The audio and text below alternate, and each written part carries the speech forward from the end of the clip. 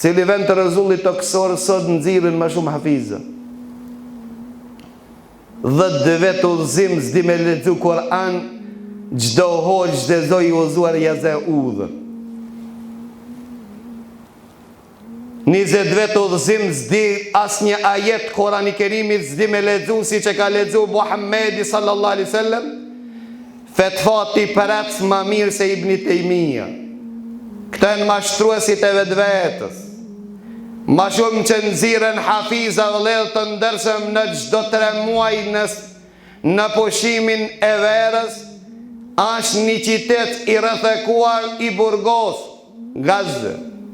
10.000 hafiza në mot i nxjerr. Këto janë ata çlirimtar të kuc, nas jemi ato. Os andëroni që të jemi ato. Salahuddin Ejubi kur hecke mesin e ushtrijës dhe i gjente duke lexu Kur'an dhe duke bon namaz, note thonte nga këto vjen fitoria, kur i gjente do gjumovsha duke flet, këto janë ata që na dështojnë dhe na zvaritin dhe na vonojnë fitorë.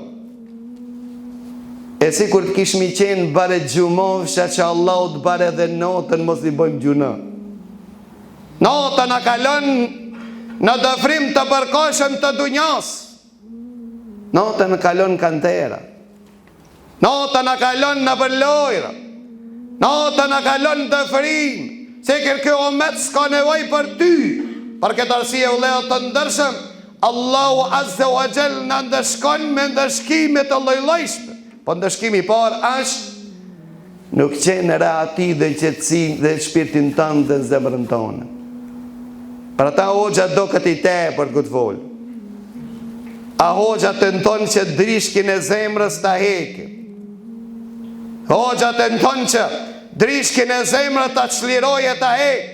Që ta shijojsh ambëlsirën e imanit, si që shijuan shokët e Muhammedit sallallahu alaihi wasallam. E nuhatën erën e xhennetit akom të tërë ishin tokë. E nuhatëshin erën e xhennetit kurse ende kom të tërë ishin tokë.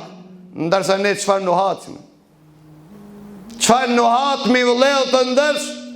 Është për të qenë gjak për këtë ummet që e braktisi sunetin e pejgamberit Allahut, që e braktisi udhëzimin e Muhammedit sallallahu alaihi wasallam, që e la rrugën e Muhammedit sallallahu alaihi wasallam, ndërse e ndëron ai gjithashtu në ditën e Kiametit të ringjallet me Muhammedin sallallahu alaihi wasallam. Ndërsa porositë e pejgamberit sallallahu alaihi wasallam i lamonash, lutim Allahun Azza wa Jall që Allahu të na i ringjall zemrat, të na i dashuron të vërtetën dhe hakun, të na bën të dashur imanin zemrët tona, të jetë xhenneti Allahut më i dashur se çdo sen. Ta dojmë Allahun dhe pejgamberin Allahut ma shumë se i dojmë antarët e familjes tonë dhe ma shumë se vetën tonë. Do të shijojmë ambëlsirën dhe knajsin e imanit duke qenë këtë dunja, dhe do të jemi ata të lumtur ditën me takimin me Allahun Azza wa Jall, ku Allahu do t'i zbarë disa ftyra dhe do t'i nxjinë disa ftyra. Allahu na e bon pe atinve që na i zbarë ftyrët tona.